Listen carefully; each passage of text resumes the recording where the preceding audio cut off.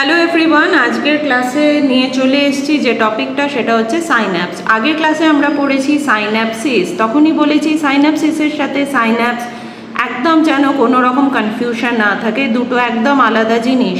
তো সাইন্যাপসিস আমরা অলরেডি একটা ক্লাস আগে পড়েছি, আজকে আমরা সাইন্যাপসটা জেনে যাব খুব সহজভাবে। এই হচ্ছে দুটো নিউরন। আমাদের স্কিনে থাকে রিসেপ্টর, আর সেই রিসেপ্টর কোথায় থাকে? রিসেপ্টর থাকে নিউরনের ডেনড্রাইটে। তো এখানে রিসেপ্টর থাকে। তাহলে আমাদের স্কিনে যখন কোনো ইম্পালস ফিল করি, সেই ইম্পালসটা রিসেপ্টর নেয়, নিয়ে ডেনড্রাইটে আসে। সেই ইম্পালসটা ডেনড্রাইট থেকে অ্যাক্সনে যায়, মাঝে একটা গ্যাপ থাকে, তারপর আবার ইম্পালসটা ডেনড্রাইট থেকে অ্যাক্সনের দিকে যায়। এই যে গ্যাপটা, এটাই হচ্ছে সাইন্যাপস। একটা নিউরন যেটার এন্ডিংয়ে রয়েছে অ্যাক্সন, আরেকটা নিউরন যেটার এইখানে রয়েছে ডেনড্রাইট, এই অ্যাক্সন আর ডেনড্রাইটের মধ্যে যে গ্যাপটা, এটাই হচ্ছে সাইন্যাপস। অ্যাক্সন থেকে ডেনড্রাইটের দিকে যে ইম্পালস ট্রান্সমিশনটা হয়, সেটা হয় ইলেকট্রিক্যাল ইম্পালস।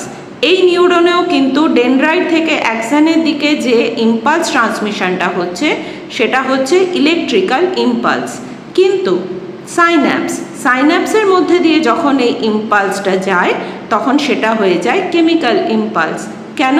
কারণ এই সাইন্যাপস বা এই গ্যাপটায় একটা কেমিক্যাল থাকে, সেই কেমিক্যালটাকে বলে নিউরোট্রান্সমিটার, আর সেই কেমিক্যালটার নাম হচ্ছে অ্যাসিটাইলকোলিন। সেই জন্য এটা হচ্ছে কেমিক্যাল ইম্পালস।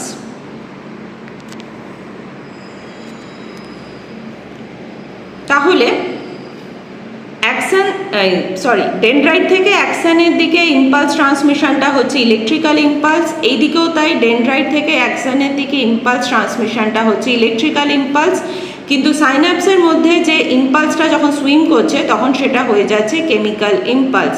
তাহলে ওভারঅল বা এক কথায় আমরা বলতে পারি আমাদের নার্ভের ইম্পালস ট্রান্সমিশনটা হচ্ছে ইলেকট্রোকেমিক্যাল ইম্পালস, যেখানে অ্যাক্সনের মধ্যে হয় ইলেকট্রিক্যাল ইম্পালস, সাইন্যাপসের মধ্যে হয় কেমিক্যাল ইম্পালস। এবারে আসি সাইন্যাপসের ডেফিনেশনে। সাইন্যাপসের প্রপার ডেফিনেশন যদি হয়, তাহলে কি লিখব? Synapse is the point of contact between the terminal branches of the axon of a neuron with the dendrites of another neuron separating by a fine gap. এই fine গ্যাপটাই হচ্ছে synapse.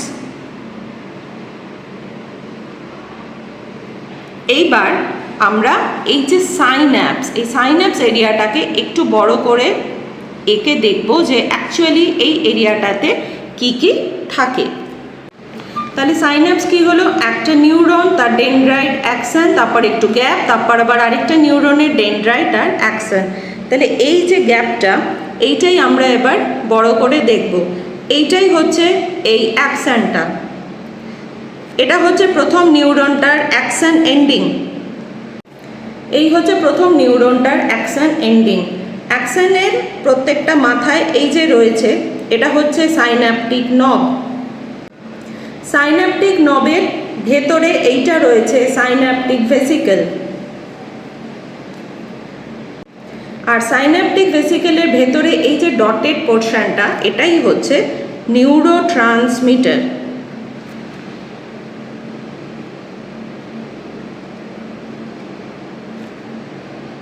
আর এই নিউরোট্রান্সমিটারটার নাম কি বলেছিলাম? অ্যাসিটাইলকোলিন। তাহলে এইটা হচ্ছে একটা নিউরনের যে অ্যাক্সন এন্ডিং, তার একটা সিম্পল ডায়াগ্রাম। এবার আসি পরের নিউরনটায়। এটা ধরে নিলাম এগুলো হচ্ছে পরের নিউরনটার ডেনড্রাইট।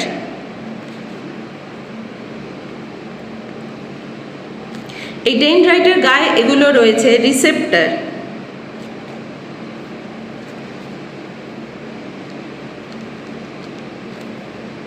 তাহলে এবার কি হলো? এই যে অ্যাক্সনের মধ্যে দিয়ে ইম্পালসটা যাচ্ছে, সেই ইম্পালসটা এখানে নিউরোট্রান্সমিটারটা ক্যাচ করছে। নিউরোট্রান্সমিটারটা এই গ্যাপটার মধ্যে দিয়ে সুইম করিয়ে বা ফ্লো করিয়ে এই দিকের ডেনড্রাইটটাতে নিয়ে যাচ্ছে। এই দিকের ডেনড্রাইটে এই যে রিসেপ্টর আছে, সেই রিসেপ্টরগুলো ওই ইম্পালসটাকে ক্যাচ করছে, করে ডেনড্রাইটের মধ্যে দিয়ে ইম্পালসটাকে আবার পরের নিউরনের যে সেল বডিটা, সেখানে ট্রান্সফার করে দিচ্ছে। এবারে আরেকটু ডিটেলে জানবো সাইন্যাপস মানে শুধু তাহলে কি এই গ্যাপটা? না, সাইন্যাপসের 3টে পার্ট আছে। এই যে সাইন্যাপটিক নব বা এই যে অ্যাকশন এন্ডিং, সেটার যে মেমব্রেনটা সেটাকে বলা হয় প্রি সাইন্যাপটিক মেমব্রেন।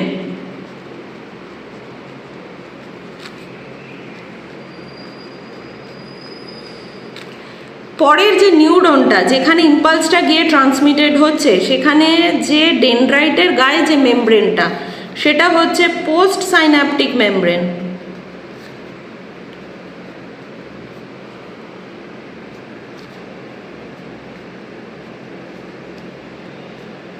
আর এই যে মাঝখানের পোর্শনটা যেখান দিয়ে ইম্পালসটা ট্রান্সমিটেড হচ্ছে সেইটাকে বলা হয় সাইন্যাপটিক ক্লেফট। তাহলে একটা সাইন্যাপস মানে যে শুধু এই গ্যাপটুকু তা নয়, একটা সাইন্যাপসের মধ্যে 3টে পার্ট থাকে, pre synaptic membrane, synaptic cleft, post synaptic membrane. এই পুরোটা নিয়ে হচ্ছে আমাদের সাইন্যাপস।